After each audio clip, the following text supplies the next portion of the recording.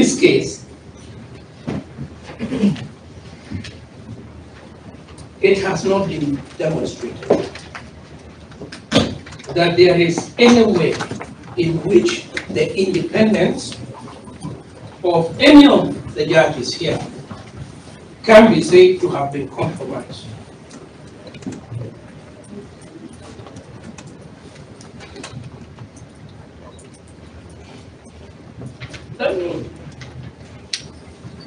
Let me say something relating to the Dari case, because I was involved in that case, again with my very good friend, the Honorable DP Muigai on one side, and my friend Paul Nyamodi. They were on one side, I was on the other side. I think that's why Mr. Nyamodi has now come back to my side, because we were the successful party in that case. And as one of my learned juniors here on the opposite side has stated, you need to understand the context of the Dari case. Because at paragraph 24, the court states this: the appellant's applicants herein are seeking a stay order, from this court in the most unusual, strange, and dare we say disingenuous strategy. What had they done, my learned friend? We had litigated for a very long time. Litigated in England, in the High Court, litigated in England, in the Court of Appeal, litigated in the High Court here, litigated in the Court of Appeal here, litigated in the Supreme Court, and their final card, they had made a complaint against the Supreme Court. And what they were asking the Supreme Court to do is stay proceedings as we go to prosecute the allegations we made against you. And I think the Supreme Court threw the sink at them. And that is why the decision says what it says. Now, I want to wind up by saying that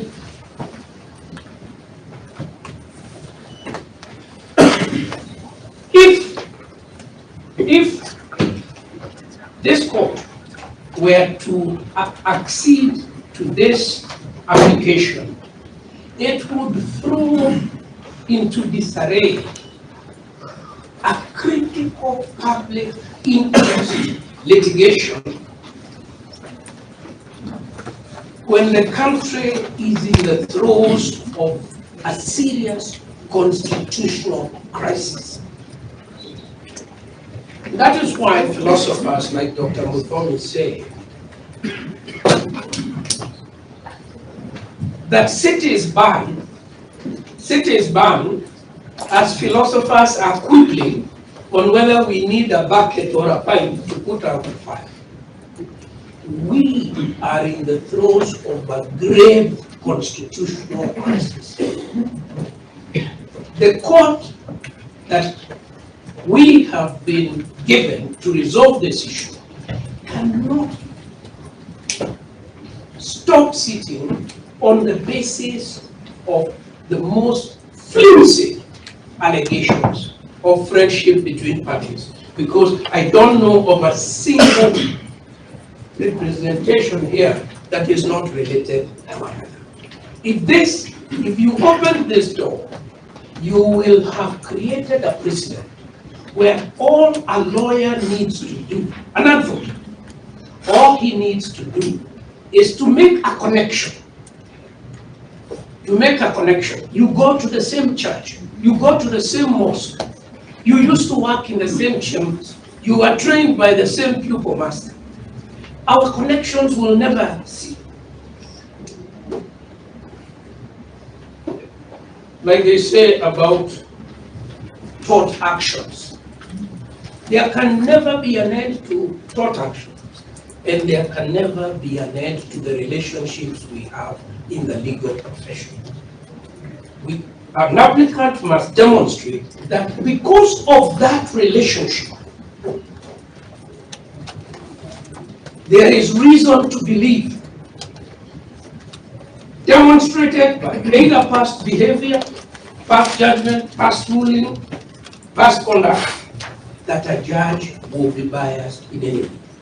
But ultimately, as the authorities I have cited to you state, a judge has taken a judicial oath.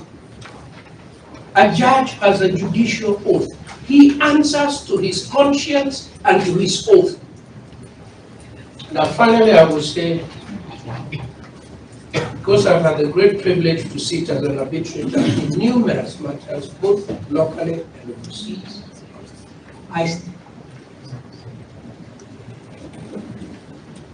I have never found a standard that requires that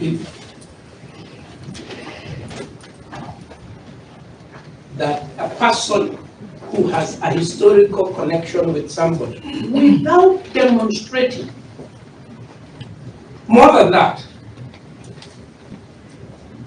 can be the basis of accusation. I will now hand over before Madam, thank you, asks me to my learned friend.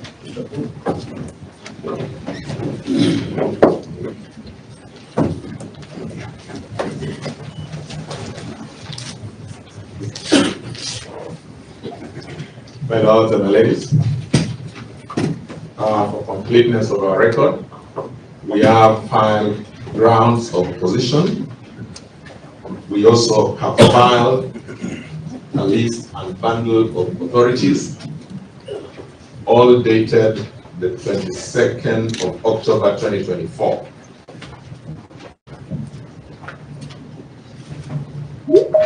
My lords and my lady, permit me to start by saying that judges,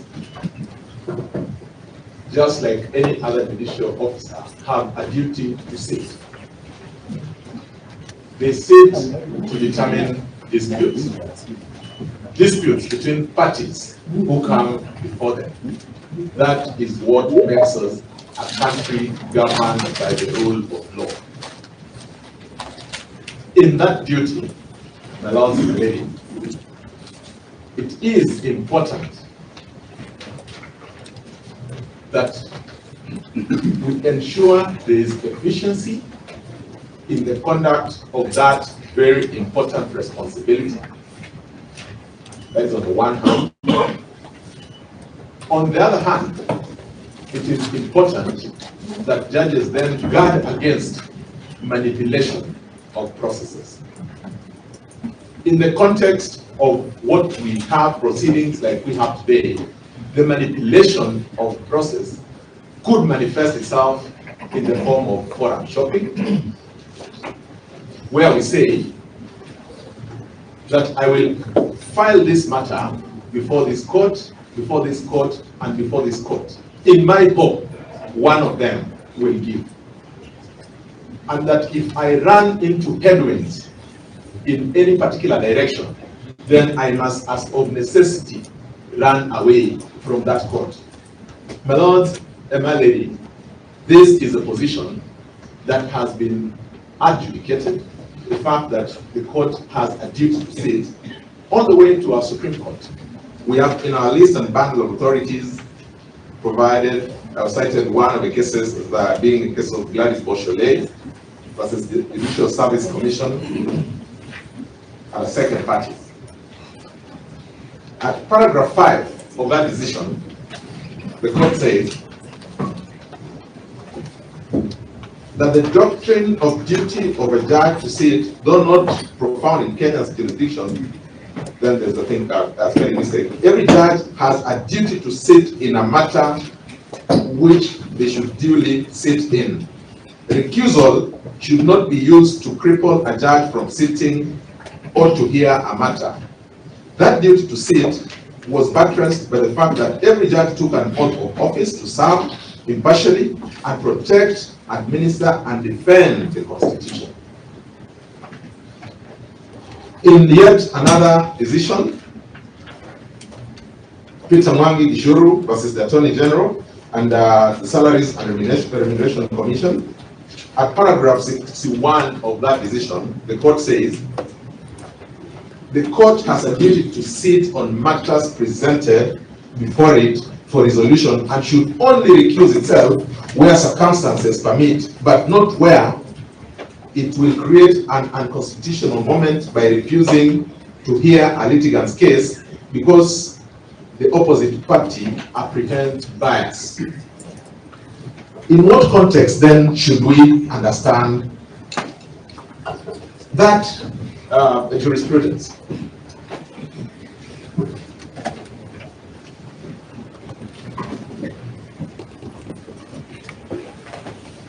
Balance, Melody, it must not be lost on us that when we are dealing with momentous topical issues of conversation in a country such as Kenya, like what we are dealing with, these matters evoke emotions. Just like in our election context, whenever a party loses, it is never so easy to accept the result of that loss. It is for that reason that sometimes people have all manner of aspersions cast against the court, against the independent, let's call it all other independent organs of the Constitution, because a decision has gone one way or the other, in instances not favorable to one party and favorable to another. We must appreciate that we are in an adversarial system where, as of necessity, a decision will be determined or will be made in favor of one party as against the other. That said, my lords and my ladies, learned senior counsel Professor Githu Muigai has made reference to the fact that the matter that is before you, though dubbed as recusal, is a matter whose subject matter has been completely determined. There is issue estoppel, and that everything that has been presented before you today are issues that were contained in the ruling that the Lordship issued yesterday. As a starting point, I would make reference, my lords and my lady, to the application that was filed yesterday by our opponents. The application seeking to have this, questioning the empanelment of this bench. If you look at paragraph Y of that application, on the grounds on the face of the application, my lords, my lady, the court was invited particularly to recuse itself. It then means that that motion for recusal was a motion that was live before this court. That motion was live between the same parties. It touched on the same issues that were presented before this court. The court pronounced itself on all those issues. What then is the business of bringing those issues through this second court application in the name of an application for recusal? My lords and my ladies, if at all, as we now see, the applicants were not satisfied with that decision, the ruling of this court, the option that was available for them was to appeal that decision. Presenting this second application does not in any way open for them a door other than for purposes of delaying these proceedings.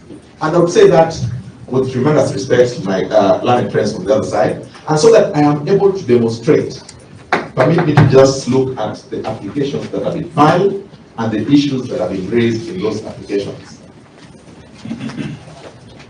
I'll start with the application filed by my good friend, Dr. Evans Ogada. In his application dated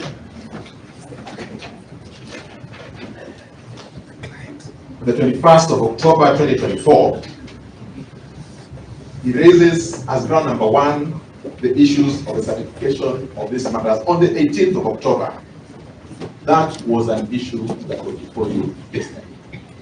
At paragraph 3, so that we understand context, he also says that on the next day, being Saturday, 19th October 2024, the petitioners were surprised by the turn of events wherein they were served with an order of this honorable bench stating that the first and sixth respondents' application dated 18th October 2024 was coming up for inter-parties hearing. Again, that was an issue that was before you. At paragraph 4, he talks about the subsequent reference of the matter by the Chief Justice on the 18th of October. That was an issue that was before you. Finally, he questions the unclear circumstances that led to the placement of the file of this bench on a Saturday before you without the express directions of the Chief Justice. Again, my lord and my lady, that was a matter that was before you. In the application by Mr. Njiru Ndegwa, again, the same thing. First ground, that the petitioners have learned that this bench sat on a Saturday, the 19th of October 2024. That was an issue that was before you.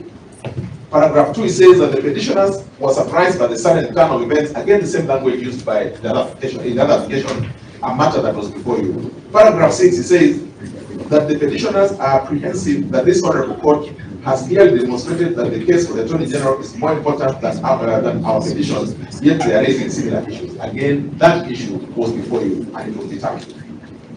Paragraph 8. Let me stop faster.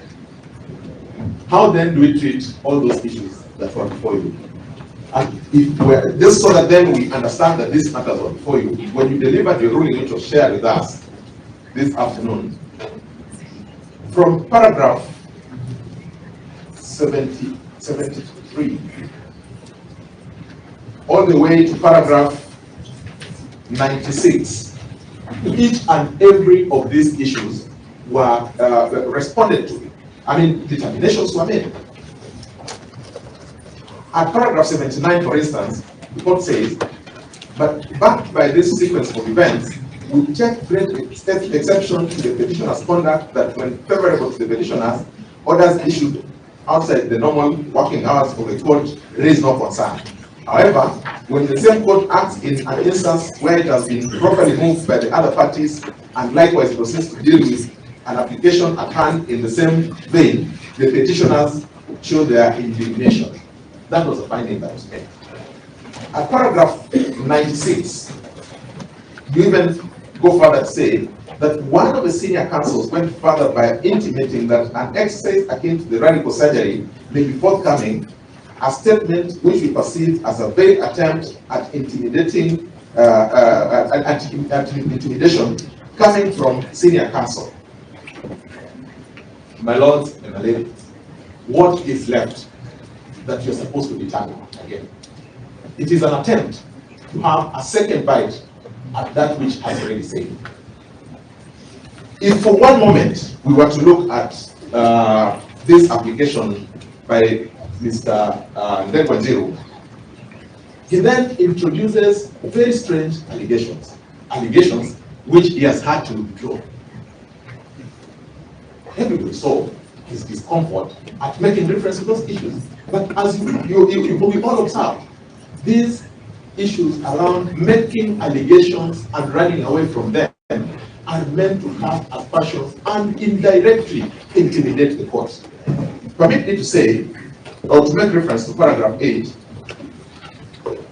where they say, for instance, that the petitioners have credible information that Honorable Justice Bremer is a close associate to the proposed Deputy President, one Mr. Kindiki, and that the said judge failed, refused, or neglected to disclose that fact. Really, is that an issue that a party seeking the resolution of a matter that they brought under a certificate of urgency would want to raise to be a reason for a judge to disqualify himself? What is this association that we're talking about? What evidence have we tendered that there is anything that will be considered to be either untoward or that will make it inappropriate for the judge to sit in this proceeding? In fact, they go on to add in a paragraph that they sought to, one of the paragraphs, paragraph 10, say that this close association between Honorable Justice Bremer and the proposed nominee for the position of Deputy President of the Republic of Kenya might have caused this court to convene and sit on Saturday with a view of assisting one party in this proceedings. Is that not outrageous, to say the least?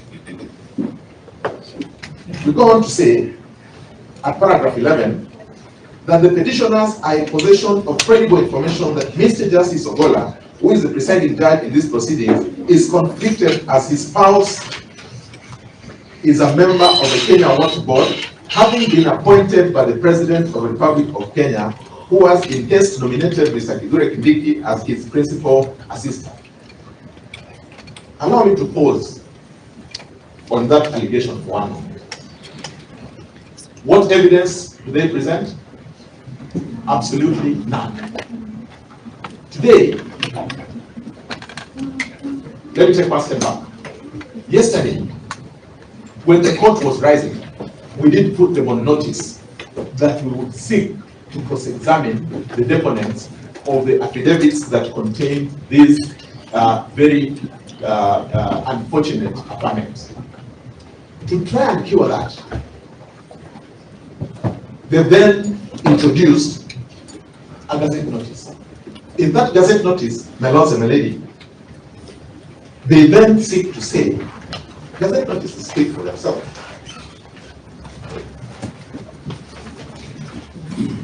The gazette notice says,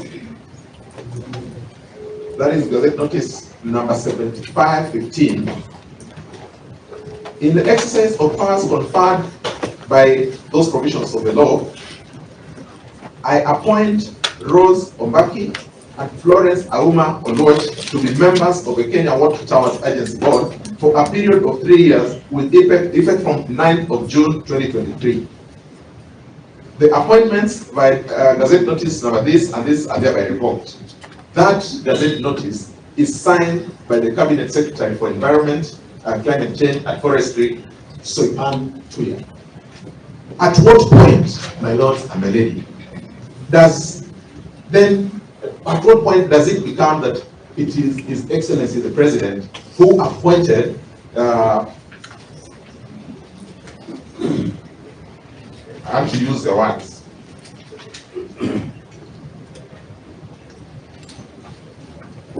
His spouse is a member of the Kenya Water Towers Board, having been appointed by the President of the Republic of Kenya. When we come with such outright lies, what are we trying to do? To the court, to the individual members of the court, to the parties before these proceedings? Is it a case of saying that we will get out of that court by all means necessary, including by peddling lies? My lords and my lady, these are the grounds upon which you're being asked to recuse yourselves. I've also seen there was just give me 1 second, there was a very equally strange averment about Lady Justice Freda Mugabe.